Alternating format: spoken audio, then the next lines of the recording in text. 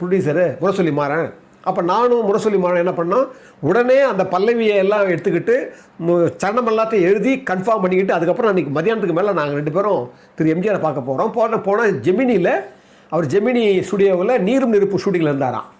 இவர் என்ன பண்ணியிருக்காரு, 2 பேரும் உள்ளே போகும்போது அவர் வந்து காஸ்ட்யூம் மாற்றிருக்கிறார் மேக்கப் ரூமில்.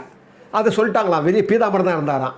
அப்போ உடனே இவர் என்ன பண்ணாராம், வாலி சார் வாங்க போயிட்டு வரலாம். ஒன்றும் இல்லை நீங்கள் போயிட்டு வாங்க அப்படின்னு யார்கிட்ட ட்ரெஸ் மாத்திராரு வேணான்னு நினச்சா போல தெரியுது. அதனால் மாறன் வரல, நான் மட்டும் தான் உள்ளே போனேன். உள்ளே போனவனே வாங்க ஆண்டவனேன்னு ரொம்ப அற்புதமாக கூப்பிட்டு வழக்கமாக கூப்பிட்ற மாதிரி கூப்பிட்டு உடனே உட்கார வச்சு உட்காருங்கன்னாரு. உட்காந்த உடனே என்ன விசேஷம் அப்படின்னாரு. இந்த மாதிரி அந்த அடுத்த சீக்வன்ஸுக்கு பாட்டு இருக்கிறேன், பாடுங்க கேட்போம் அப்படின்னாரு.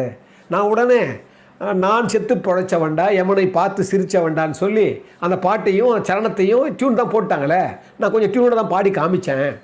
உடனே எம்ஜிஆருக்கு பரவசம் ஆயிட்டார்.